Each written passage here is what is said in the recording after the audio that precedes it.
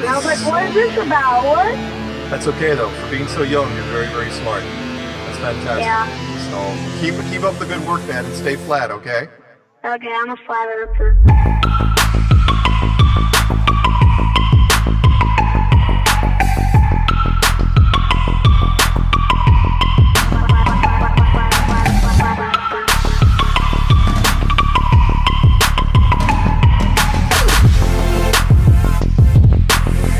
Couldn't do it.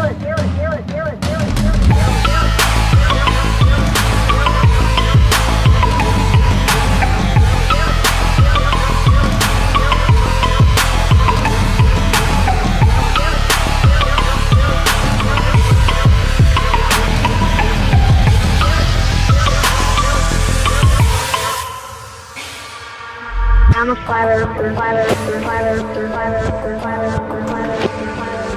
I'm a flat earther. I'm a flat earther. I'm a flat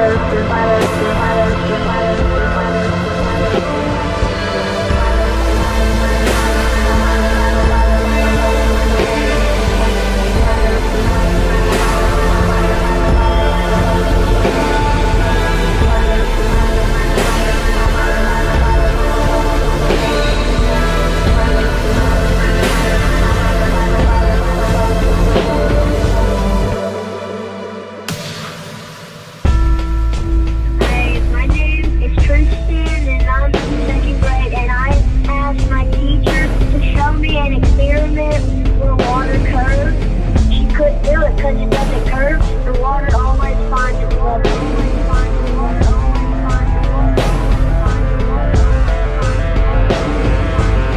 What'd your teacher do? She just didn't talk to me anymore. All she did was walk away. And I was like, what is this about? What? That's okay though. For being so young, you're very, very smart. That's fantastic. Yeah. So keep up the good work, man, and stay flat, okay? Okay, I'm a flat earther.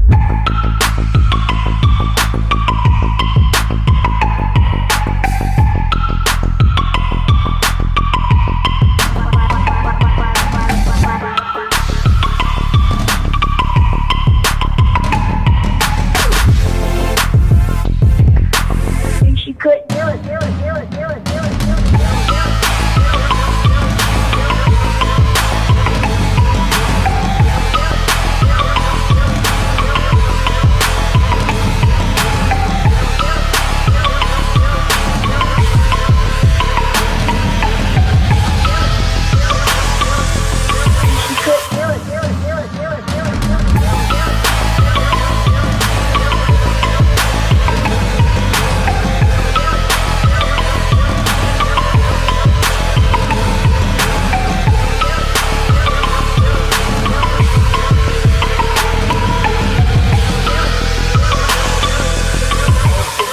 Up for sound bites. This is awesome.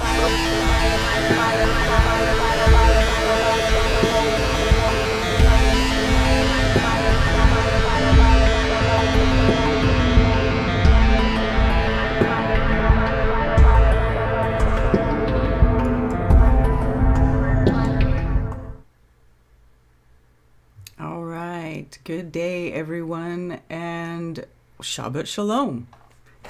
And welcome to Anti-Religious Scripture Study with Karen B. and JustJack, episode number 3. Jack, are you with us? Yes, I am here. Awesome. All right.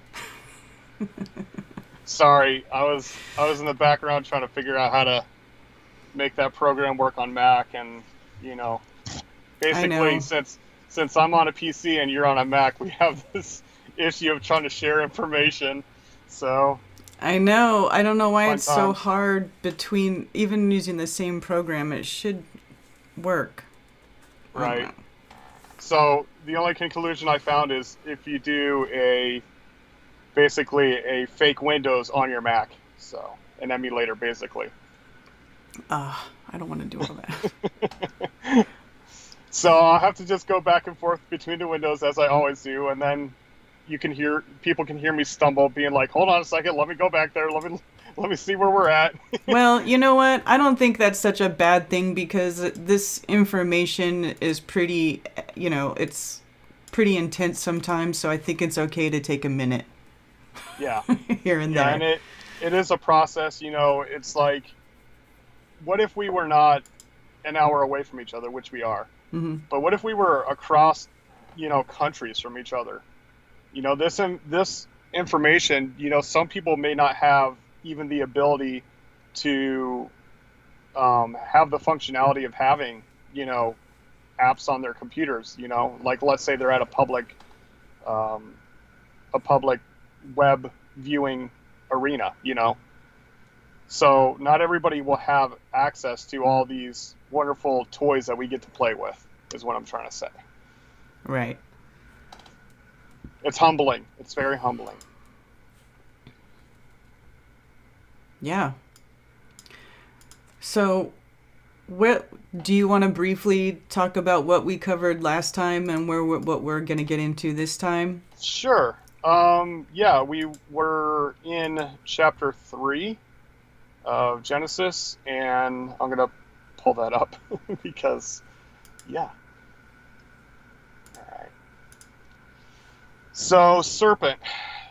Serpent may be divination. It might be your own interior dialogue that you have to deal with. It's not just a outside source of information that may tempt us to do things in a self-serving manner. I think that we all have the positive and influence, built within us and from outside influences as well.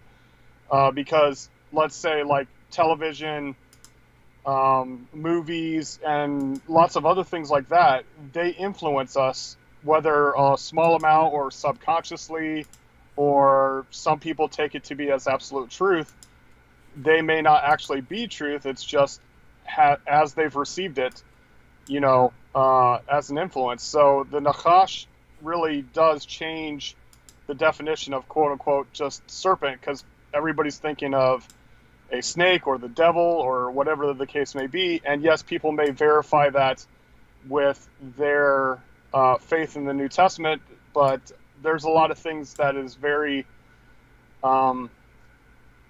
complicated, and issues within the Greek to Latin to English translations of even the New Testament. So that gets pretty complicated.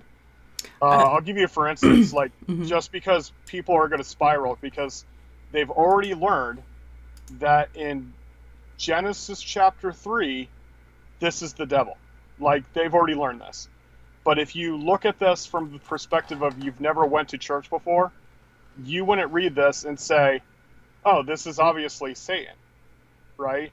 This is something that we were brought up with. This is something we were told. It's not something that we could have verified ourselves. So then when you look up this word Nachash, and it can be divination, and it also comes from the root of brass, and it also comes, divination is whispering. Whispering is like a hiss, and hiss is like a snake. That's how they get there.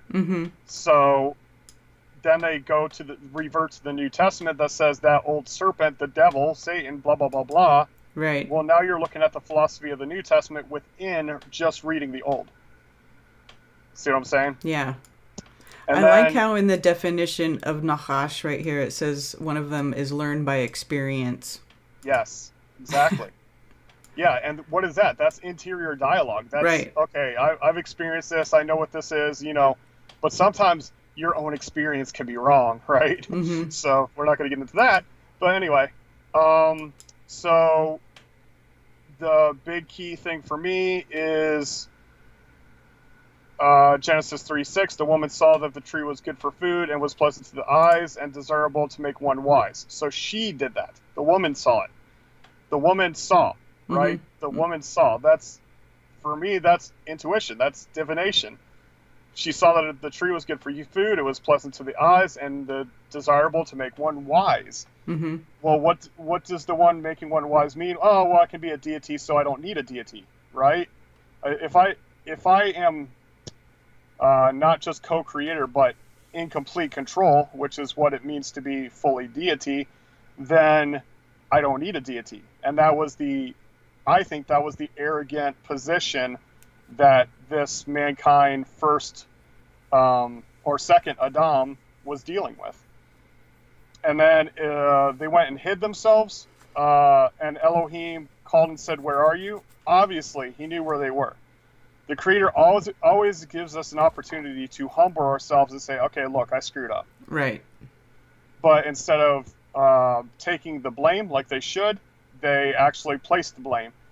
Adam blamed not only his quote-unquote wife because she gave him the fruit, but he also blamed Elohim for giving the wife to him, which is really weird.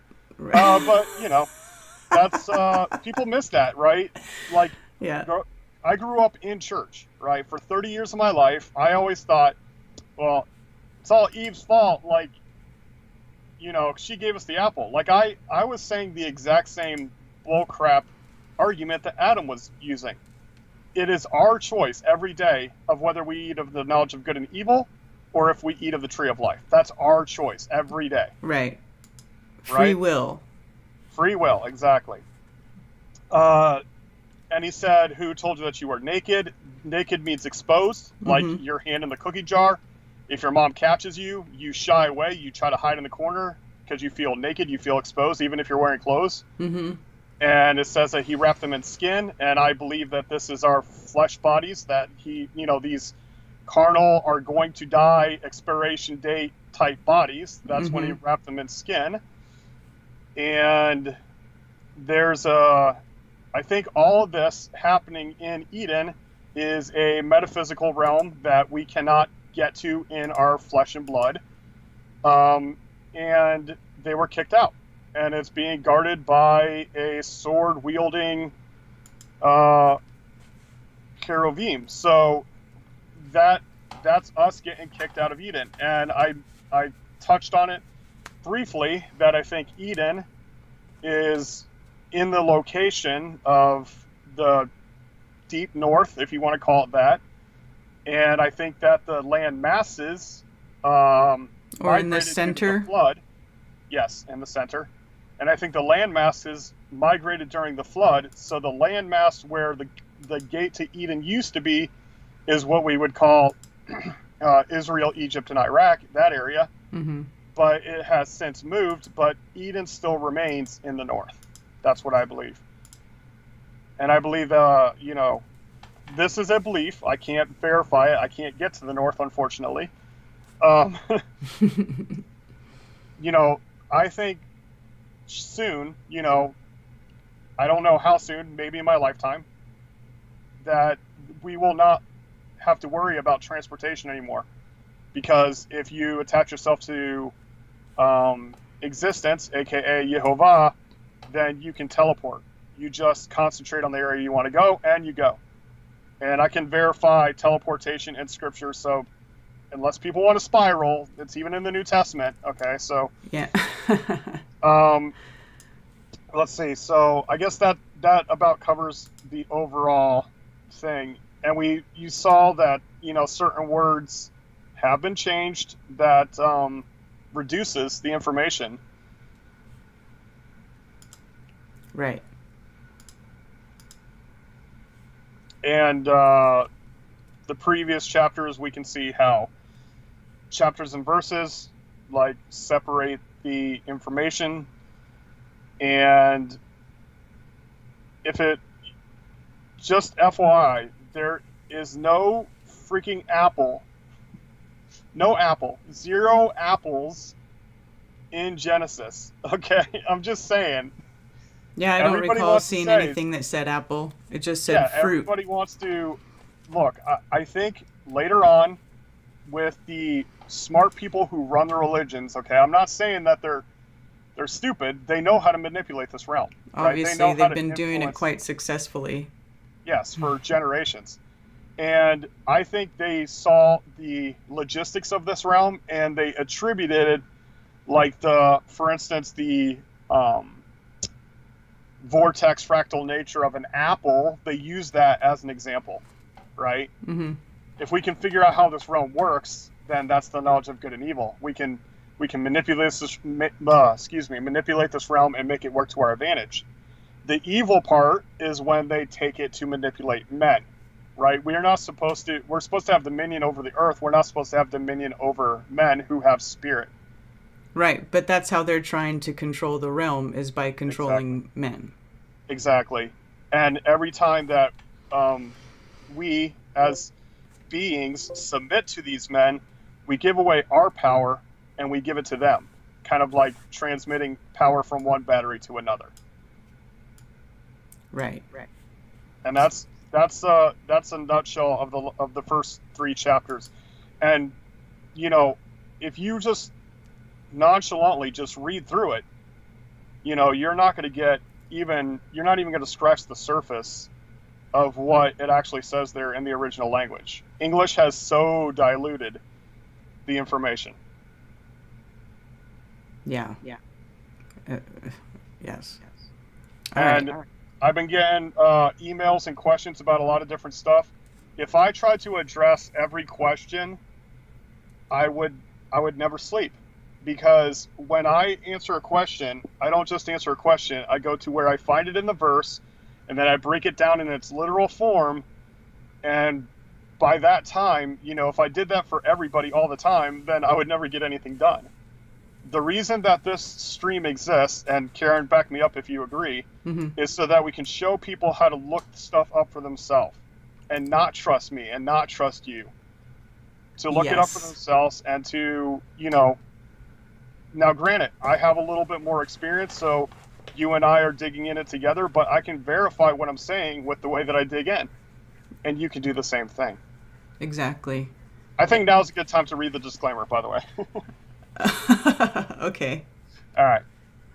I forgot to do that ahead of time. I should have, because, people are probably spiraling already. Like, oh, I thought this was supposed to be about Scripture. No, it literally is. But anyway, to the religious, if you believe that it is wrong to study Scripture outside of your religion or denomination, if you believe your religious leaders or church fathers are incapable of having inherited anti-scriptural traditions of men, then this stream is not, I repeat, not for you. To others, if you're open-minded to the Scriptures, if you haven't made up your mind about Scripture, including, I'm going to add this, including if you think that Scripture is not valid, so that means you've already made up your mind, right? If you've been turned off to religion but believe there's truth in Scripture that may have been changed or hidden by religion, if you live according to the Scripture and you'd like to dig in and discover more, then this stream is for you. We are looking at Scripture in the original language using concordances or dictionaries for root words, as well as context from a non-religious perspective, as well as life experience discussion. We are not here to argue with others about theology, doctrine, by the traditions of men, including Catholicism, Christianity, or Judaism. We will be discussing the importance of origins and show how the religions contradict Scripture. There you go.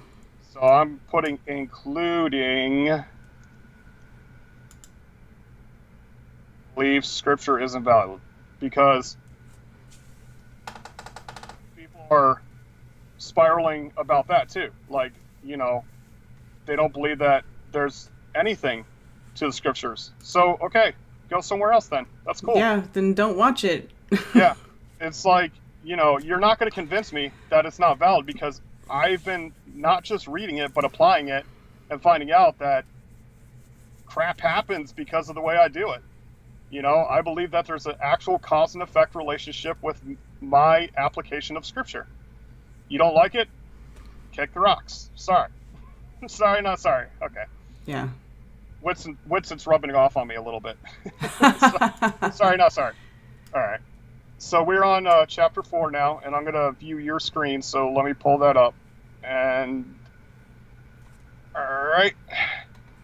And now I'm going to pull up my notes in front of that, and hopefully not cover the screen. Okay, so if you want to start reading Genesis 4, unless you want to hit something else, you want to talk about something else? No, we can start. Okay. It's all good. All right, Genesis 4:1. And Adam knew Hava, his wife. Sure. Yes, one of those. It's a dialect issue. So Right. again, that's something that, I don't argue about whether the Paleo Hebrew never had a V sound. I'm not going to get into that. I'm going to use what information I have available to me. All right. I make no claims to be able to pronounce this stuff correctly, so. Yeah, we don't have an audible recording. Sorry. And yes, you were right to say the Adam. That's correct. It does say that. Very good. You remember. And she conceived and bore Qayin, and said, Qayin, and said, Yep. I have gained a man, Yehovah. Gained a man from. And I have gained a man from Yehovah. Where does it say from? Oh, hold on a second. And hold on. I did not mean to do this. Sorry. I got to go back and look now.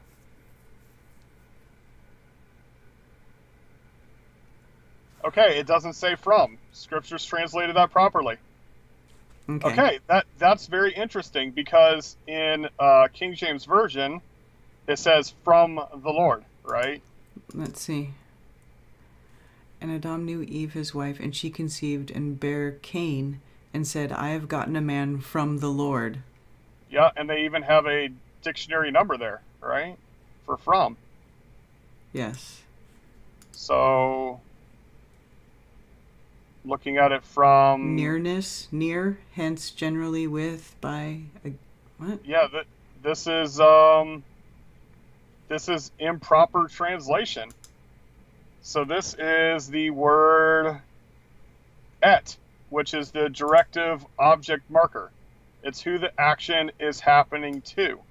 So Scripture's translated it properly that the conversation is happening to Yehovah. But they changed the word to from. From is mean, mamnoon, which is literally translated as from, but yet they translated it to from the word et, which is the directive object marker. That's very interesting. Okay. You'd have to look at it in the HSB to see that. And you'll see where the blue word from, and you'll see the gray word et. Yes. So that is not mean, which means from. It is et, which is a directive object marker. It's who the action is happening to. So that's very interesting. I mean, look, I wasn't even looking for this stuff, and people are like, who cares? It's just a grammatical thing. No, dude, it changes it. Yeah, it does. It changes it. To and from are definitely two different things. It's opposites, actually, if you think about it. Go back to the Scriptures version. All right.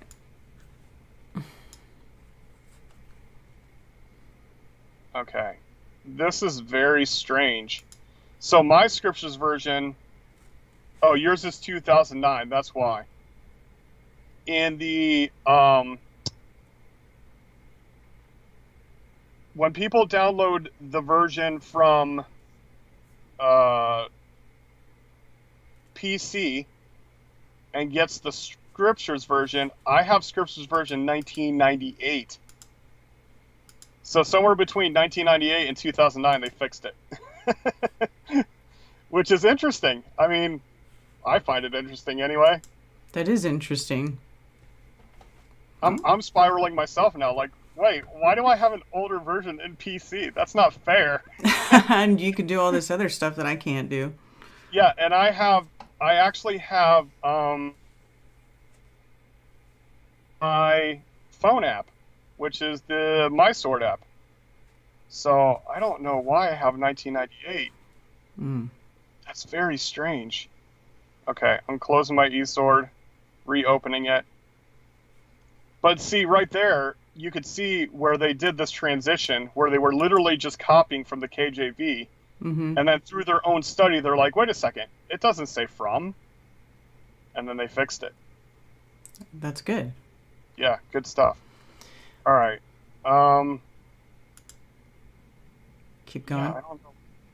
Okay, so I hit a couple things here. So where it says wife, his wife, it's human of his. Okay, literally human of his. So usually in the feminine form for Isha, which is female for human. It actually has Ish-tu or Ishto, which is human of his, which still is wife. But I mean, it, you know, that's that male-female thing that we were talking about. Like it'd be too complicated to explain all the different nuances of it. Mm-hmm. But where it says she conceived, this is the last two letters. If you go to the blue where it says and she conceived, the last two letters of the Hebrew right there, which is the left side letters, is har, which is actually mountain.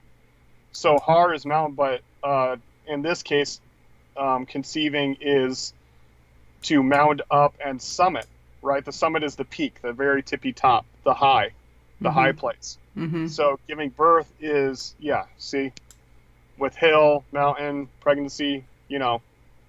So you mound up and then you summit by giving birth. Right. So it's like climbing a mountain. And anyone who has ever been pregnant can testify. It gets harder and harder, like when you're climbing a mountain. Yes. Yes. And I did not enjoy being pregnant personally. I don't get it when people say they like it. I didn't like it. You just like the aftermath. Yeah. I couldn't. You get to a point you can't even tie your own freaking shoes. Yes, I understand. Yeah, you know. I have a few children, yes. Yeah. So the other thing that we miss, hold on one second, I'm taking a drink. Okay, y'all, just to tell you how dedicated to this stuff I am, I was up till 6 a.m. this morning, just messing around, playing with notes, okay, guys? Mm-hmm. I'm dedicated. So something else we miss, if you go back to the HSB, and you see the name Qayin in blue, and you see the pronunciation in gray there, Qayin, right? Mm-hmm. But then if you go down to where it says I have gotten, it's Kani-T. So this is how we know that, or the likelihood, okay? The likelihood of the Hebrew being the original language is the first child, his name is in Hebrew with a Hebrew definition, because this is called Hebrew idioms. It's like a poetry. He is called Qayin because Kain-T, right? Kain-T. So they both have the same root word. Ah, okay. So he is called Qayin because Kain-T. If you go to if you click that number 7069, that's where, you know, both his name and the definition are there. Ah, so to erect, that is to create. A create extension to procure. Yeah, procure is the case in this particular. I mean, this is the creation, but when she's given the definition by Yehovah, she has acquired. Right? So she gives the definition in her own explanation. And the other thing I want to point out is that we cover this on Witz's channel, but the thing where people think that nobody knew the Creator's name until Moses, yeah, bullcrap. That's not true. I mean, here we have a statement where she's talking to the Creator by name. She's not calling on him by name, but she's acknowledging to him, you know, I've received child. You know, she's speaking to, action to, Yehovah. All right. I covered a lot in the first verse. Yes. All right, we can go to verse 2 now. All right. And again, she gave birth to his brother Hevel. Yeah, and that underline means it could be a soft B, like Hevel. Okay. And Hevel became a keeper of sheep, but Qayin became a tiller of the ground. Okay, so a couple things I want to point out here is keeper is not really a good definition for it. It's actually more like a friend to or shepherd of, right? Because shepherd and friend are the same word. So if you think about the way that you take care of a sheep, it's supposed to, that's the same way as friendships are supposed to be. Mm-hmm. You're supposed to take care of each other, watch each other's back, etc., right? And the tiller, where it says he became a tiller of the ground, Mm-hmm. yeah, it actually says he was a slave to the dirt. Now, this is interesting because in chapter 3, we just got through reading that because of their eating of the tree of knowledge of good and evil, they're, we can do it better or we could do it without you. He says, now you will, by the sweat of your brow, with thorns and thistles, get bread from the earth. And here, Cain is called a slave of the dirt. Do you get that? Yeah, I see that. I pulled up the definition here. Yep. To keep in bondage. Yep. Because if you Service. go to a forest that grows naturally without man's intervention, nobody's a slave to that forest to grow. It just grows. But then when you create fields by plowing and tilling up the earth and, I call it raping the land, then things become a lot harder. You become a slave to that system. Like, you have to constantly till and pull out weeds and get rid of the bugs and so on and so forth. Right. We've talked about this extensively, talking about, everybody should check out the video Back to Eden. It's very interesting. Yes, the guy gets into super religious perspective of it all, but it doesn't matter. The concept is still valid. It's fantastic. Yes. Okay. So, yes, shepherd or friend of the sheep and slave of the dirt. And that dirt is Adamah. Out of the Adamah we were created, and back to the Adamah we will return, right? Mm-hmm. Because Adam, the Adam is from Adamah, from the dirt.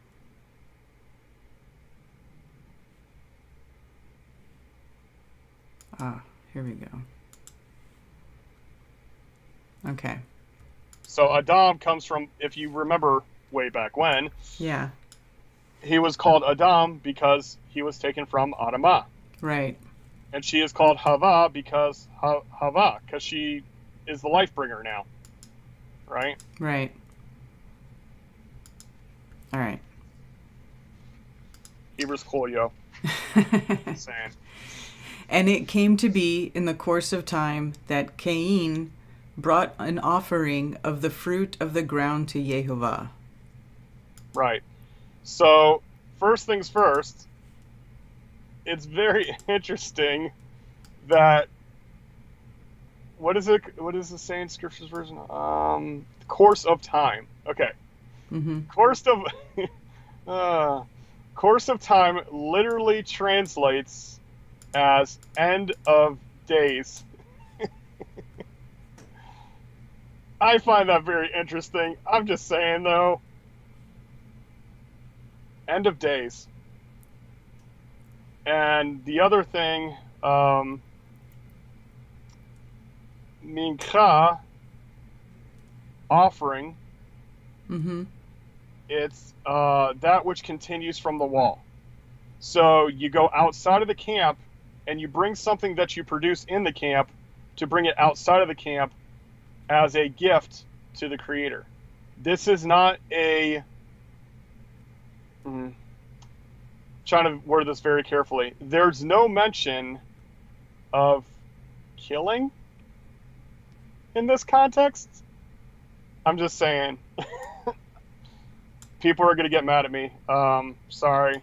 I don't. It's just like in Genesis chapter 3, when people already assume that animals were killed so that he could make clothes for them out of animal skins.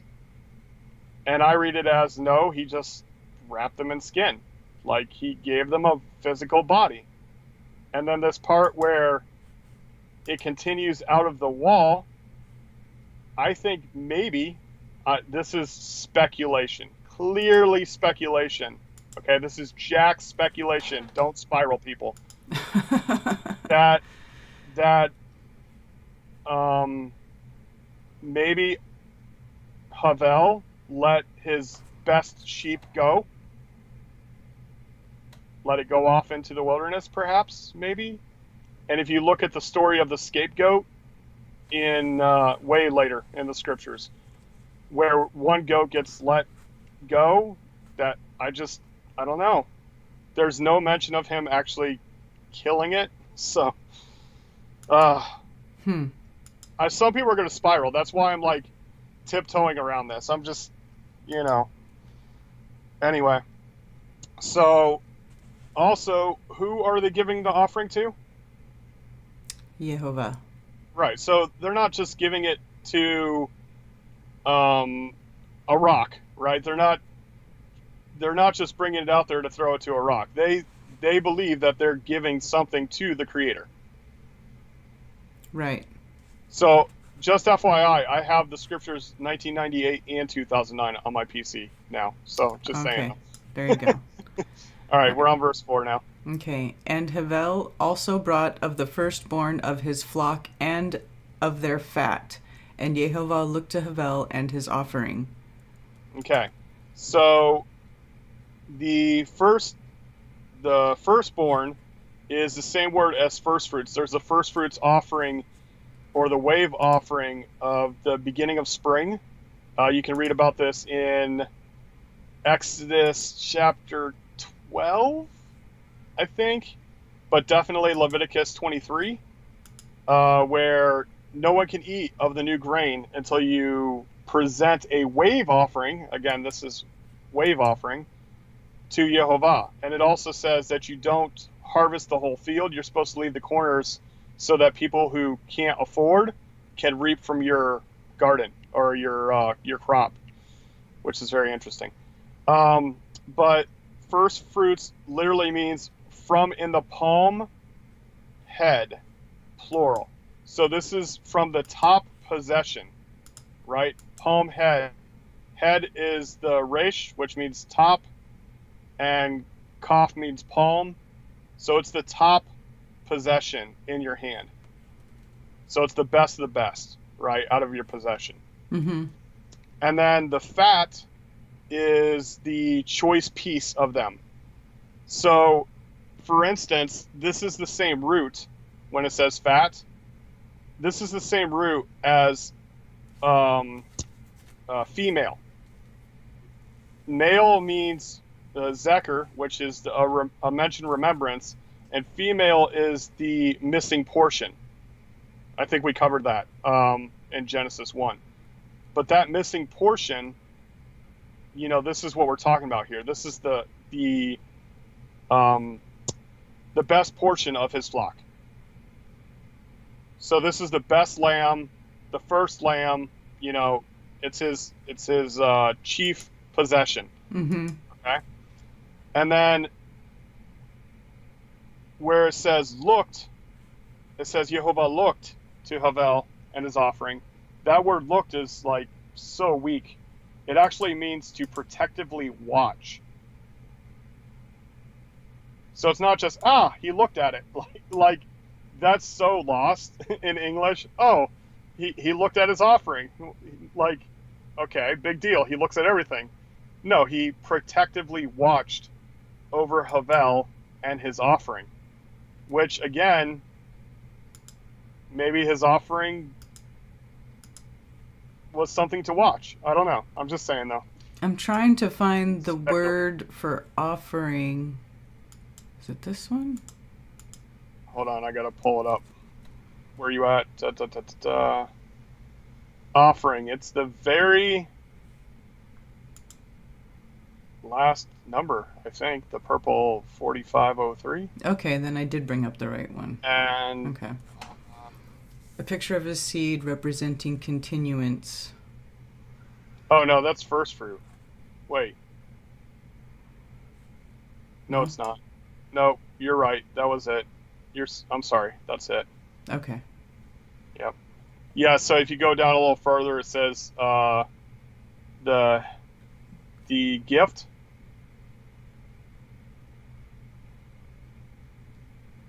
Oh, here we go. Gift. What is Yeah. brought to another? Yeah, because it's a continuation outside Sacrifice, of the wall. meat, obligation. Go back to the very top and read that. The base definition. Okay. The pictograph. What, I don't know what this is called. A sperm. A sperm.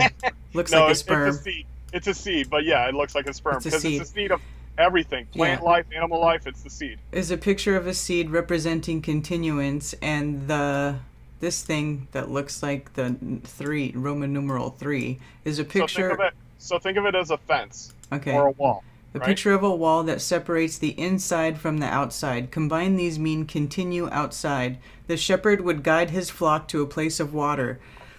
Here is water for drinking as well as green grass for pasturing. Once the flock arrives, they are free to rest after a long journey. A guided journey to a place of rest. A sigh of rest.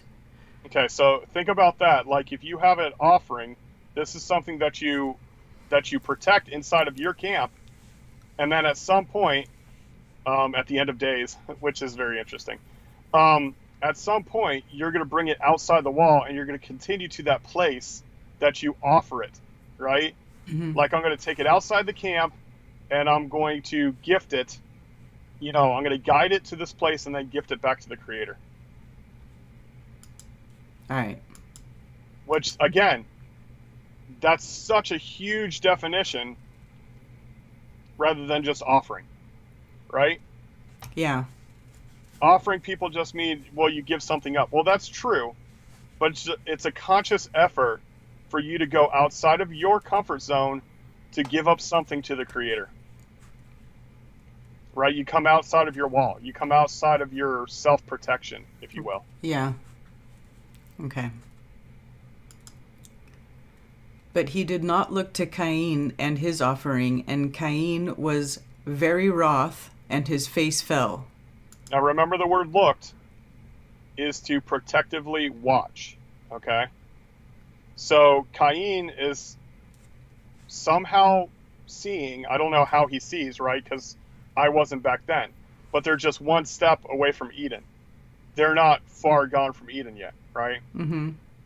But somehow he recognized that the Creator was not watching his stuff. Like, look at this stuff I gave you. But from the context of the, well, we'll read it later, but from the context of it, it's basically like, I did the bare minimum, right? I did what was necessary. You should pay attention to me. Where Hevel gave the best of the best. Mm-hmm. Okay. Which I can say that for a lot of people within religious circles, right? They do the bare minimum. They say a wham, bam, thank you, Jesus, I'm going to heaven. And they just live like shit afterwards. Right. Where there's no responsibility in it whatsoever. Well, doing the bare minimum is not really showing appreciation for the Creator and what the Creator provides.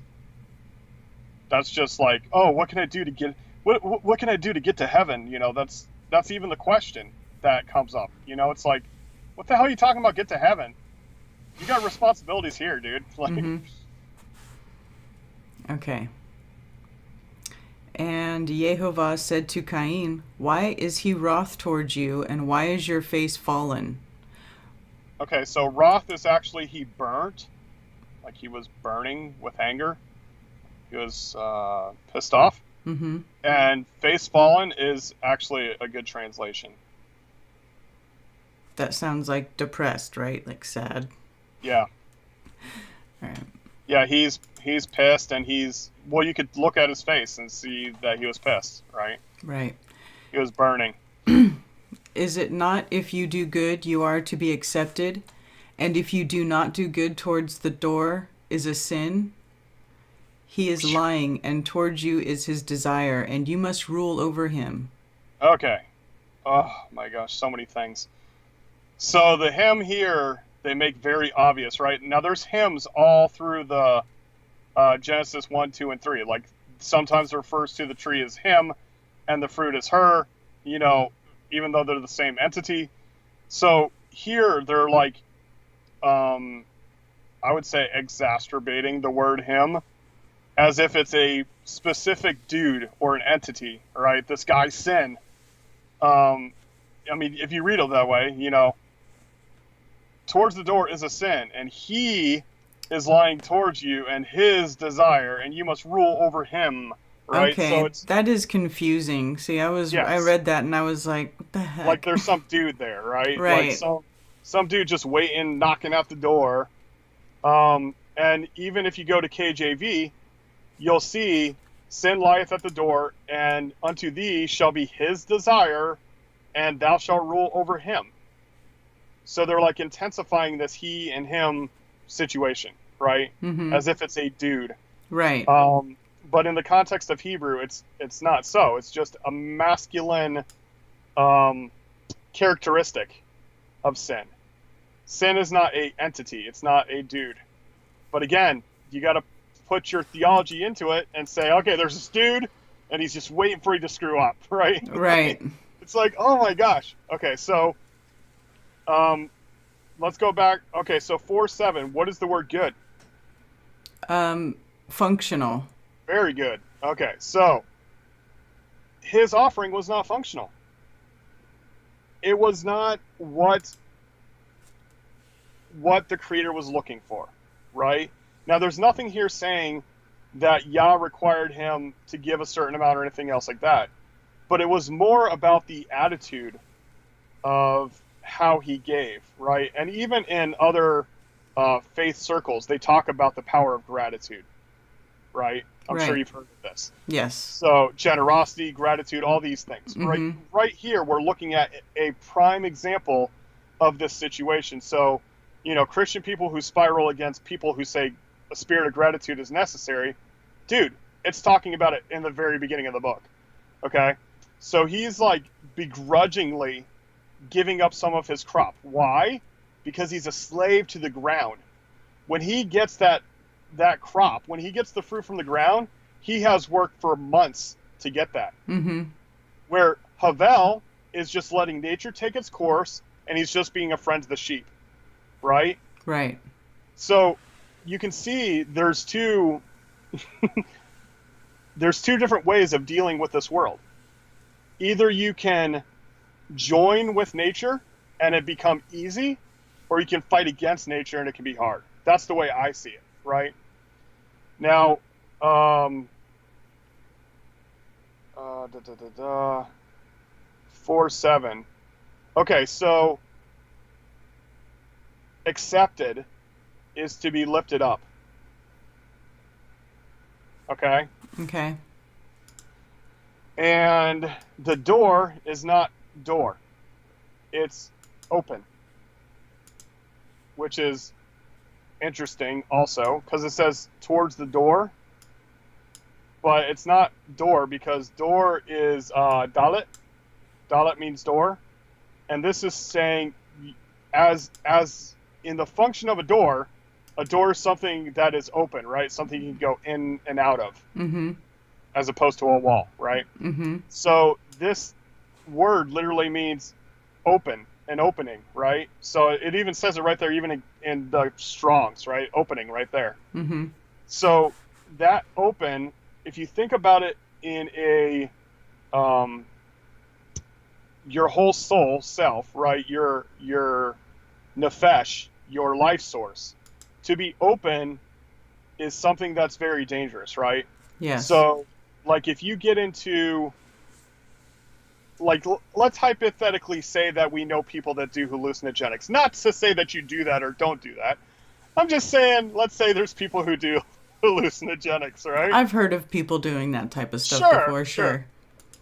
And when you do that, you have to be very careful. When people like that do that, they have to be very careful, because if they're open to anything, that means they're open to anything. Mm-hmm.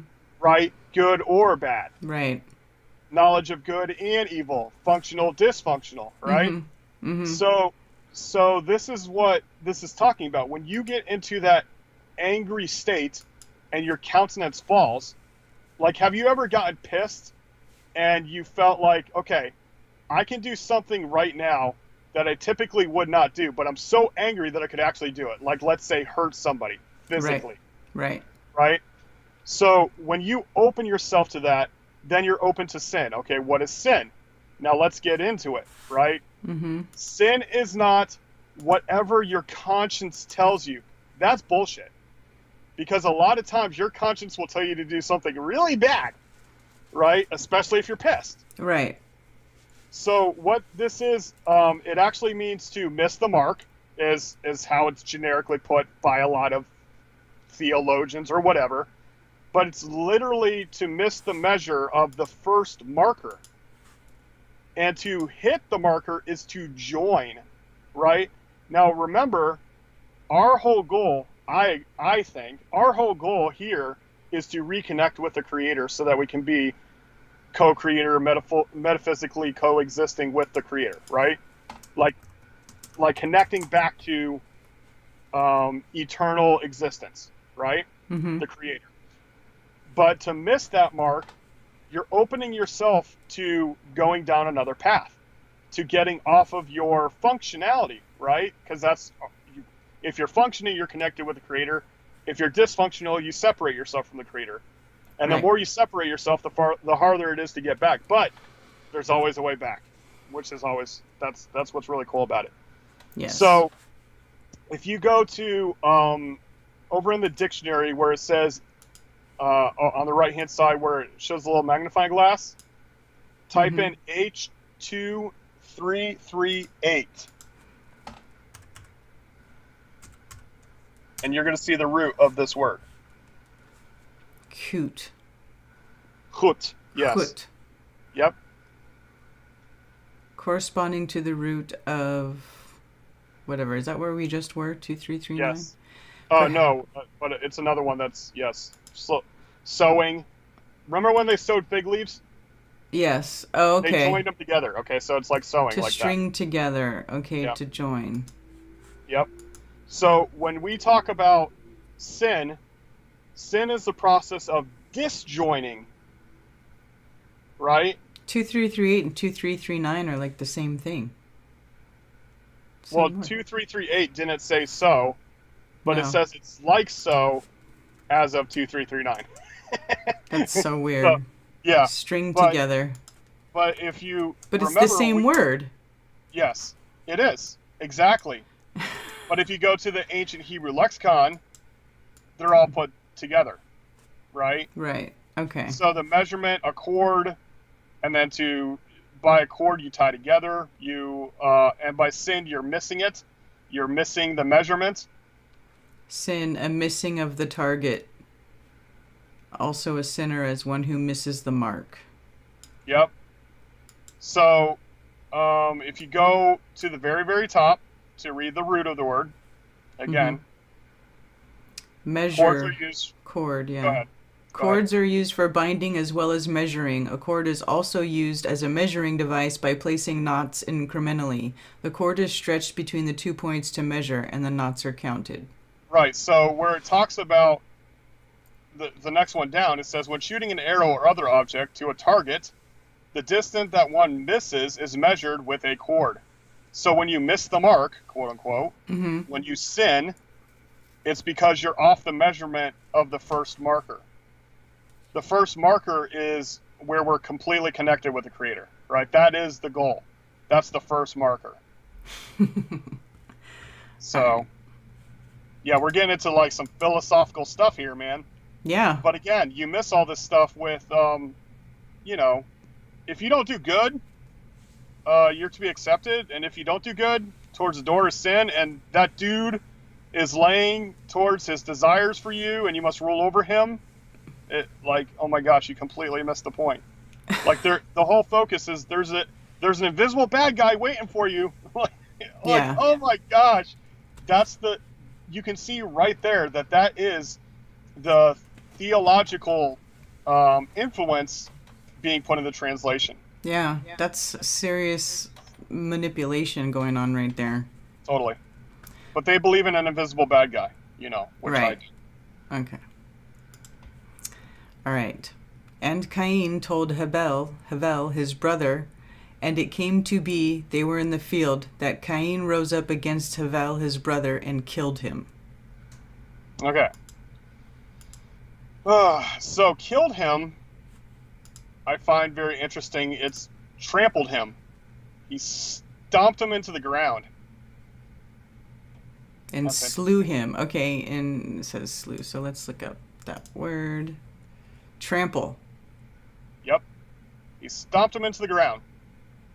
It's pronounced rug, Mm-hmm. and this is where we get the word rug. Imagine that. Right. By stamping on men into the ground. Mm-hmm. Well, I mean, it's Well, stomping into the ground. It's what you Yes. walk on, right? So yes. Yeah, it's the man's foot, right? Mhm. So trample, the trampling over of another with the intent to kill. Or Yep. kill, slay, murderer, destroy, slayer, slaughter. Slaughter. Right. So that's saying, like, you know, I don't know. People can have their own imagination of what that means. I have mine. Yeah. I'm just not going to share it here because if we get off too far in the weeds of what Jack thinks, then it's going to be Jack's religion. I don't want that crap. You know, Yeah. I just when you read it, resonate on that and, you know, see where it leads you. Mm-hmm. I find it interesting. That's all. Yeah. And Yehovah said to Qayin, "Where is Hevel your brother?" And he said, "I do not know. Am I my brother's guard?" Yeah, guard is much better than KJV's keeper. So if you remember back when we talked about Adam being the keeper of the garden, Right. it's actually keep as in the Old English term, you know, the part of the castle where you protect stuff, the keep. Right. Guard. Custody. Close watching of something. Yep. Exactly. All right. And he said, "What have you done? The voice of your brother's blood cries out to me from the ground." And it actually says that. That's a good translation. He's like, your blood's brother cries out from the Adamah. Now, you and I have had chats about maybe even rocks emit some kind of frequency or sound. Oh, yeah. Well, they do. Well, crystals have a frequency for sure. But here we're talking about somebody's blood. Right. I'm just saying, though. Y'all try to figure that out, man, because, like, I think DNA is a hoax, but the idea of DNA being a signature is true. Like, it's Like an energetic signature. Yeah, it's a specific frequency for an individual. Right. I'm just saying, though. Right. Yeah. I don't think it's the double helix protein explanation, but I think there's a lot of truth in there. That's why they can code it. Yeah. All right. And now you are cursed from the earth, from the Eretz. Yep. Which Very has good. opened its mouth to receive your brother's blood from your hand. Now, what do I say is the Eretz is that physical plane, that seen existence. Mm-hmm. So for some reason now, he no longer functions with the physical existence. He's still there, but he doesn't function. Okay. Keep reading and you'll see. It goes into further detail. I'm just curious what the word for cursed is. Yeah, do that. Bitterly curse, execrate. All All right. No. Well, yeah, it is, but it isn't. Okay, go to the ancient Hebrew. Flow, spit, curse. One shows a curse by spitting. Flow. Yeah, so The he's a loogie. flowing of a liquid. The curse is a loogie. You are made a loogie. Slime. The slime of spit or an egg white. I told you. Look it up for yourself, man. It gets weird. You are made a loogie. It is weird. Yeah. Okay, anyway. I'm good. It's so weird. Well, I mean, some cultures today, still today, like even like the older Italian style, like, you know, if they don't like you, the ptu, spit on the ground, you know, Right. as a curse. Yes. But it's basically like you're becoming slime of the earth that's going to evaporate, right? You don't matter, right? Like spit. Okay. If you till the ground, it shall no longer yield its strength to you. You shall be a fugitive and a wanderer on the earth. Okay, so no longer yield its strength, that's good enough, but it's basically like the Adamah, the dirt, will no longer give strength to you. Okay, so what gives him strength now? Because before he was growing crops in that field, in that ground, and now he can no longer get strength from that. So, that gets us some pretty freaky stuff. Where's his strength now? And you shall be a fugitive and a wanderer. Fugitive means to shake, and wanderer means to continue back and forth. And that's going to come up again later. Wanderer. This is called vanad. And continue back and forth. That's what it means to wanderer. To be a vagabond, I think it calls it in the Interlinear. Wanderer makes a lot more sense because it's continue back and forth. Stagger, vagabond, okay. Yeah, go back to the ancient Hebrew. Always, you know, you can start with Strong's and then go back. So it's a shaking, yeah? Yeah, shake, rattle, wag. And roll. Shake, rattle, and roll. Right. Sorry. So that's like a shaking of the head. Even it's the same terminology, like if you shake your head, or nod, and that's going to be important later because that word that says vagabond is what? Nod. Is nod, right? That is to waver. Figuratively, to wander, flee, disappear. Yeah, and if you look, that's nud, as in noon, vav, dalet. So that's of nod. But if you go back to the Hebrew Interlinear Study Bible, the HSB, and find that word for vagabond, to the right of the blue of vagabond. Nope, that's wrong number. But if you look at the Hebrew letters to the right of vagabond, there's 3 Hebrew letters there, right? And remember, it reads from right to left. So that's vav, noon, dalet. But if you go back to that definition, it's noon, vav, dalet. That one, yeah. Click it. No. This one? No. Click the purple. Yes, that one. Click it. Okay. There you go. So if you look at the spelling between the two, those characters are different. Yeah. Okay? Now go back to the ancient Hebrew. And remember that the first letter, vav, means and the next 2 letters are nun dalet, which nun dalet is the first thing, the first definition up there at the very top. This one here? Yep. This one, right. Exactly. So that is a continuing of back and forth.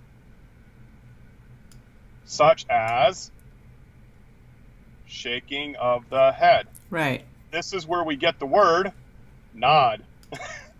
Ah.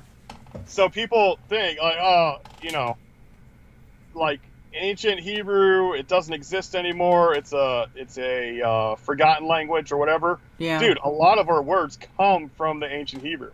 It's weird. The definition rug, for the words. We looked at nod. Yeah. But Yeah. fugitive and vagabond have, it's weird. Similar. Yeah, very similar. Yeah, so fugitive is shake. So it's basically shake and nod is what it's saying. Shake and continue back and forth. So maybe he had the shakes. Maybe he was.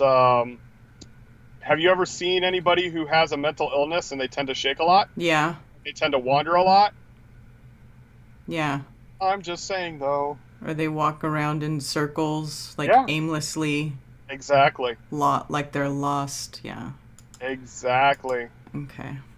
Why? Maybe because they were open to Maybe. getting off track. I'm Possibly. just saying, though. Anyway, so if you till the ground, it shall no longer yield its strength to you. All right, so he's no longer getting strength from his ground. Mm-hmm. You shall be a shaker and continue back and forth. Right. And Cain said to Yehovah, "My punishment is too great to bear." Okay, so that is embellished. Typically, the verses like dumb it down, Mm-hmm. but this verse actually embellishes. It literally says, "And said Qayin to Yehovah, great my burden." Mm-hmm. Great is my burden. That's it. It doesn't say punishment. It says burden. And it doesn't say bear. It only has one word. But they turned it into more words. Punishment, that word, when I look it up in ancient Hebrew, it says guilt. Yeah. Perversity. Yeah, so greater. So if you go to HSB, you're looking at KJV right now, Right. where they've added stuff. Okay, they've embellished it. Mm-hmm. And now look for punishment and look for bear. Look for the number for those.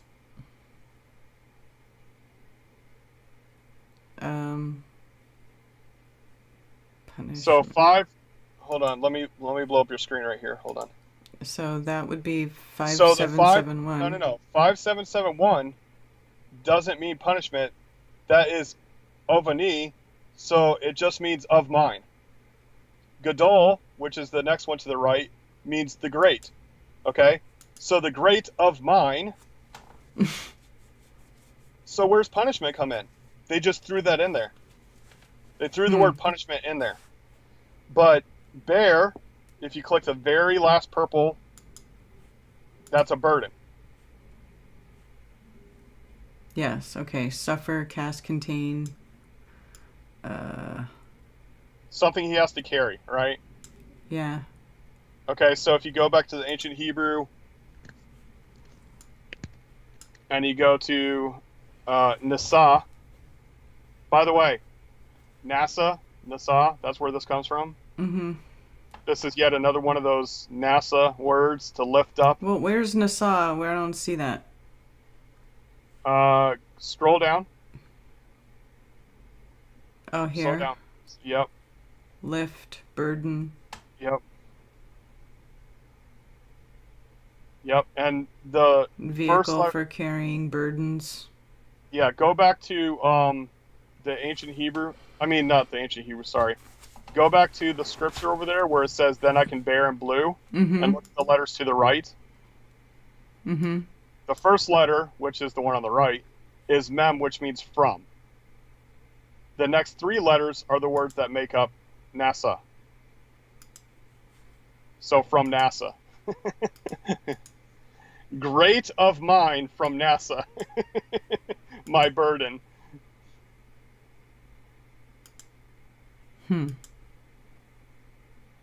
This is See, I don't.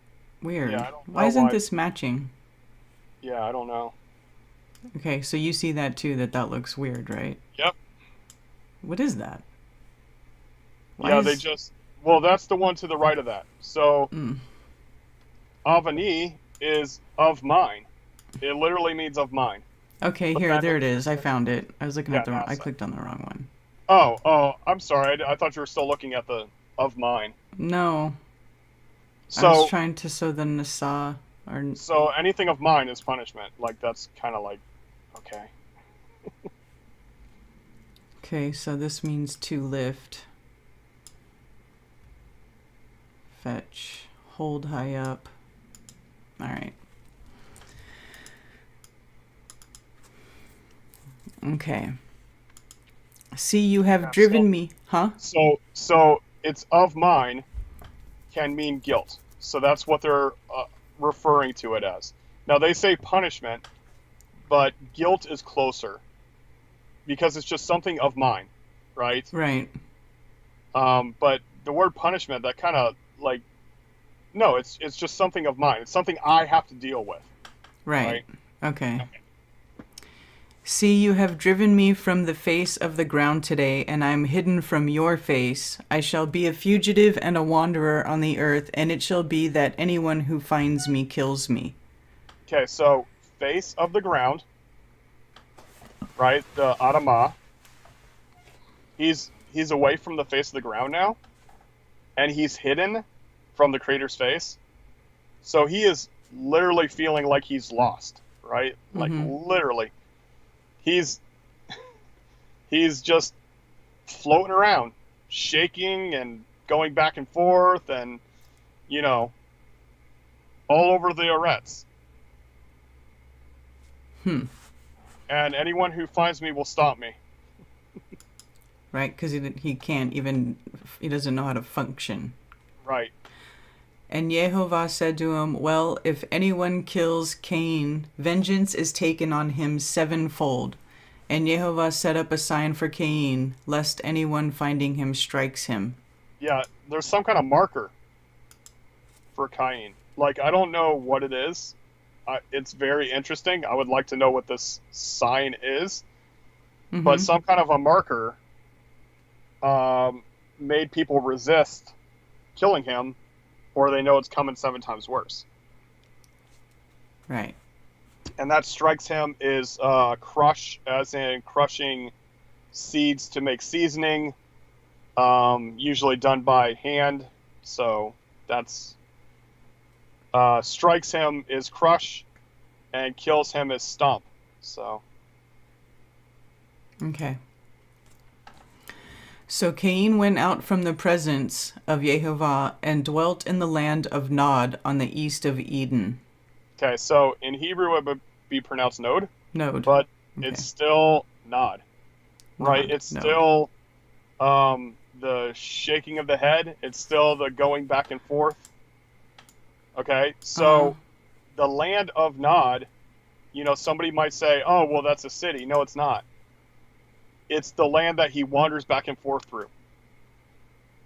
Right? If you go back to that root word, it's a continuance of back and forth. Because remember, he can't sit still. He can't. Right. Interesting. Okay. And Cain knew his wife, and she conceived and bore Hanok, yeah. And he built a city and called the name of the city after the name of his son, Hanok. Yeah. So Hanok built a city after himself, which is the name of Qain's son, Hanok. And Hanok is written as Enoch in KJV. So this is dedicated to Nero. Right? So dedicated to Nero means he is dedicated to basically get back on path. Because remember, his father there's no foundation for him at all. So Enoch tries to establish himself by creating a city and getting people together to create a path, a narrow path. Okay, this is where we're getting into the begat, right? Yep. So we can go through this quickly, but I encourage everyone to go through these verses, look up the definitions of these names, and you'll see, like, if you tag on any of these names and you go to the ancient Hebrew, it's going to say there's no definition for it. But then if you click, it says that the name came from this word, or it's exactly the same as this word, then it'll actually give you the definition, and then you can go to the ancient Hebrew. And what I would encourage everyone to do is take all the definitions of the ancient Hebrew of the root. That means like the first explanation of it. And look at all the other definitions and see how it fits into that first root word. that'll help you understand a lot better these translations. I mean, not translations, but Hebrew originally. Right. So you can just read through these quickly. There's not too many. Okay. And to Hanok was born Irad, and Irad brought forth Mahuyael, and Very good. Mahuyael brought forth Methusael, and Methusael brought forth Lamech. And that line under it makes it Lamech. Lamech. Okay.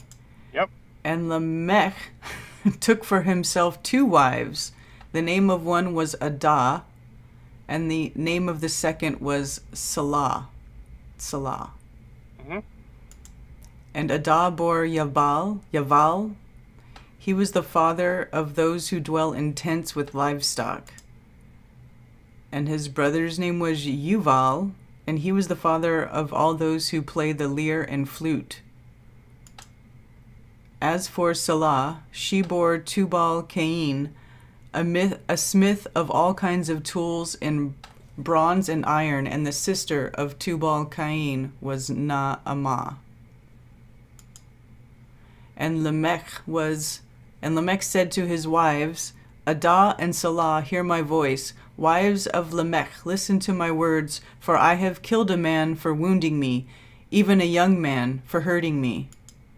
For Qayin is avenged 7-fold, and Lamech 77-fold. So now he's conjuring up his own curse, right?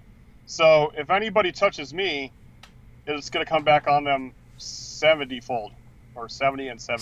77-fold. Right. So he's like, if Qayin is protected, and he's a crazy guy who runs around, surely I'm protected, like, way better. Right. Okay, that makes sense. Why you would say that. Yep. Don't kill me, because you'll get a 70s times 7 worse, Right. And so this is the grandson of Cain? I wasn't paying attention. I wasn't counting generations. Sorry. Yeah. You have to go back. Maybe great-grandson, yeah. And before people ask, because people always ask this question when we get to this chapter, are you saying that Adam and Eve were the first man and woman? I think so. That's my perspective. So then who did Cain go and marry? Well, it talks about Adam and Hava having many more children. It's just not in the context of this specific event. So are you saying that they married their brothers and sisters? Yeah. In the pure bloodline, it wasn't an issue. When you go back to the original source of mankind, it didn't get corrupted yet. It becomes corrupted over a period of time to where if you were to be with too close a family, you have distortments and stuff. Mm-hmm. But back then, when you had pure blood, there was no problem. There was no genetic, if you want to call it genetic. Yeah. There was no problem with the code back then. Let's put it that way. Now we're going back to 425 because 425, we're going back to a different line now. Because this is the line of Qayin who killed his brother, and, they're going off a different way.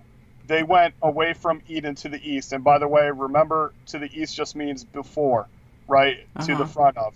So he went out from Eden. He went away from Eden, where Adam and Hava were still hanging out near Eden. Okay. So this is important, just for perspective. And Adam knew his wife again, and she bore a son called his name Sheth. Sheth. Yeah. Now th, some will say is the, but I think that the tav is the strong t, so Shet. Shet, possibly. Yeah.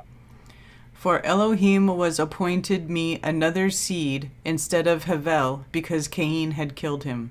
Okay, now Shet means, it says has appointed, but it literally means establish.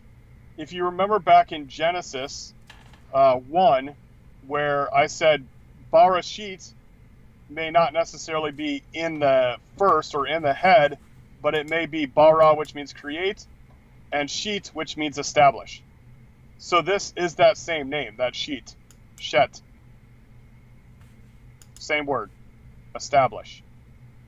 To put into place. And remember, the root of it is butt cheeks, so don't get triggered. Because that's where we get the word sit. It's the same word. Right, and then you go to ancient Hebrew, and that's where you see buttocks. Right. Because markers is your butt cheeks. So, Okay. but it also means to establish, right? When you sit in place, you're established. And some other root words which I find is funny from that, like drinking and getting drunk is in the same. Like if you're drunk, you fall on your tuchus. You know? So all these things are rooted in, like, you know, once you fall down, you can't get back up, you're established, you know, that type of thing. Okay. And to Shet, or translated as Seth, right? To him also a son was born, and he called his name Enosh. Yep. Then it was begun to call on the name of Yehovah. Now, it's, you know, it's funny, again. First record of calling of the name. Yep, people want to say that Moses was the first one to know the name, but here we have a record of Enosh where they started calling on the name. Why did they start calling on the name? Because this is when stuff started going really bad, when they started, you know, saying, you know, yeah, you need to, like, intervene. Shit's getting real down here, for lack of a better term. But Enosh is go over here, go to Strong's, same as, probably of the mortal. In other words, you can die. And then go back to the ancient Hebrew. So this is mortal, right? Enosh means mortal, human. Enosh, son of Seth. So you go to the root word. Yep. Properly a mortal, and thus differing from the more dignified. Hence a man in general.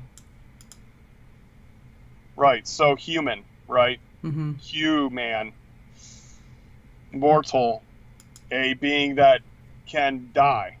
It's talking about mortality, right? So they're recognizing their mortality, because if you look at the ages, I mean, we're going to see this later in the generations, which I'm going to have to tell people to read on their own because we're not going to go through it. But if you look at the ages of these people, how long they lived, you know, hundreds of years. Yeah. Nobody had died yet. So during the time of Enosh, now people are starting to die. Now they're realizing their own mortality. You understand what I'm saying? Now, a death had already happened twice now, at least. But it was someone killing, right? Exactly. One killed another. It was man on man, right? Because, again, we have dominion over the earth, but we don't have dominion to take a man's life from another man's life. And this is what it also speaks of after they get off the flood, which we'll get to someday. But every blood that you spill, you'll be held accountable for. What that means, I don't know. That's done in the metaphysical realm. There's an account for every drop of blood, because the blood cries out from the Adamah. So, and then, like I said, Adamah, just like Adam, has the root word blood in it. The Dam part, you know, Adam and Adama, the Dam part means blood.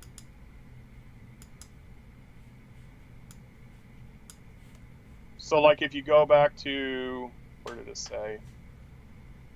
Go back to the scripture so I can find it faster. My punishment is too great. All right. 410. And go to ancient Hebrew, or sorry, HSB. Man, I keep going back and forth with that. And then look for the voice of the blood, which is, I believe, 1818. Yep. Dom. Blood. Dom, blood. Yeah, even if you go to Strong's,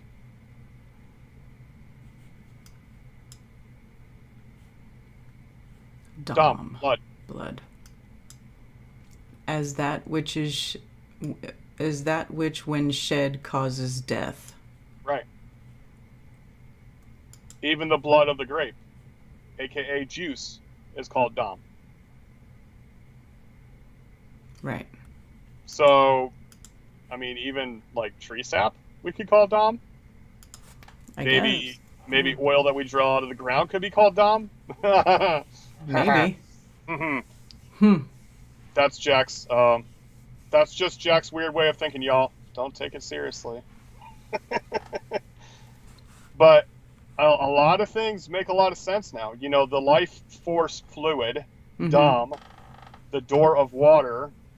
It seems like every living thing has a Dom, has a flowing life source fluid. Yes. But previously, the unseen existences, I believe, has a unseen fluid-like thing, right? So, like, gases act fluid. Right. That's what I'm saying. Like, those things correspond. It's just the unseen flowing. But you feel the effects of the flowing, whether it be electricity, vibration, frequency, air. Right. You know, these are all moving unseen existences that I call ruach. You know, the unseen existence is shemayim, and when they're in action, it's called ruach. The flowing. Which again, Hevel, Hevel, called Abel, is the flowing. The flow. But then after he died, his name became synonymous with to nothingness. Because he was the flowing, but then when he was killed, it led to nothingness.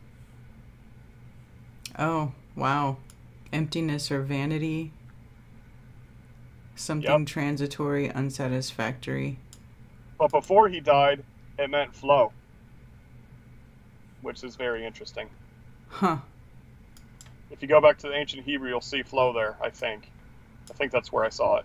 Yes, here we go. Flow. First flow, then nothing. A flowing of any substance. You mean like blood? Yeah. Or air? Or any water? Substance. Any substance. I'm just saying, though. Yeah. All right. And that's the end of chapter 4. Yep. And I mean, we could go through 5 if you want to. We'll have to chat about that. But we get into generation stuff.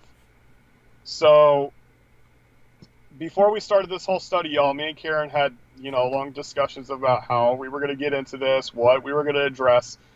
And there's a lot of things where, if you begot this and lived that many years and had that many children and lived that many more years and then he died and it can be tedious. And a lot of people will skip over it, but I encourage you to at least, everybody listening should at least read it at least once. And if you look at the definition of the words, it's very, very, very interesting. There's actually there seems to be a storyline within the generations. But after that, I think that we get into Noah. So when we get into that, we can address a couple of things here in chapter 5. Because, people like Enoch is in here. That is something people would want to address. The oldest living man, and when he died, etc., etc. So, There's a few things we can touch on. We just won't read through the whole thing. We'll just hit on certain verses. And then let's see what chapter 6 is really quick. And no, everybody, I have not memorized the entire Bible. I don't know the address of everything. Yeah. Sorry. Increasing corruption on earth. Yep, this is the beginning of the whole flood story. So yeah, we'll skim through 5 and then hit 6.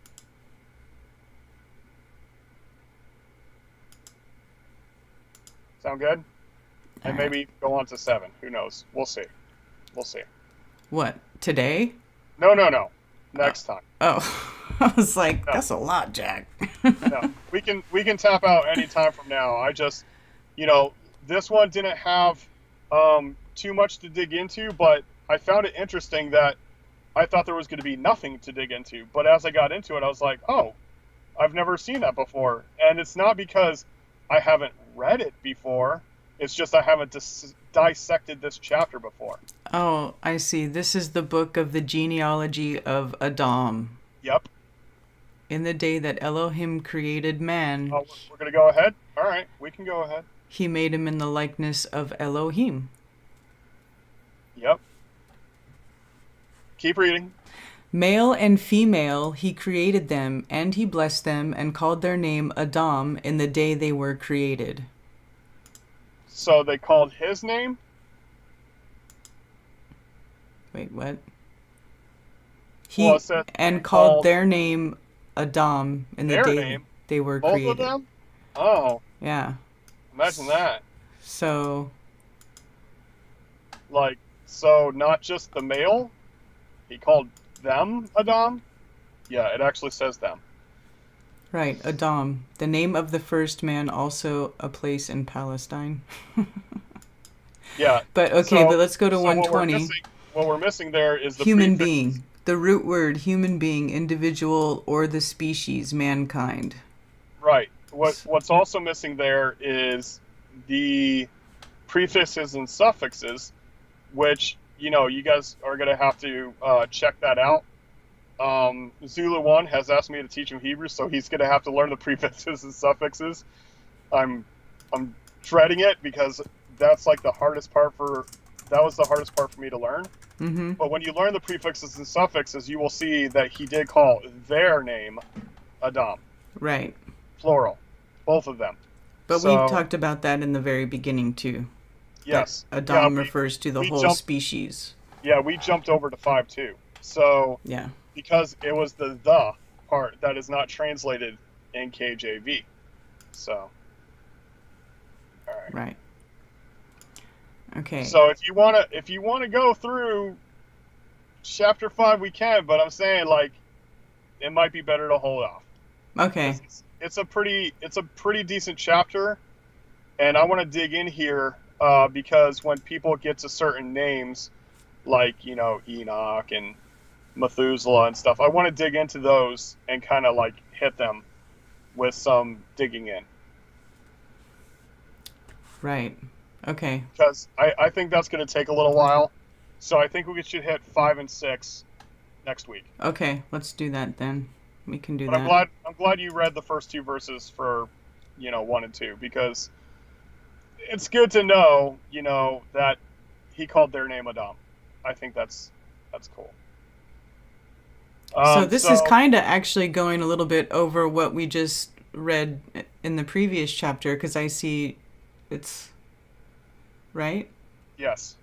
Yeah, and see, that's the thing is people want to say, well, chapter 1 is a different history from chapter 2, and chapter 3 is a different history than, 1 is different than 2, 2 is different than 3, and so on.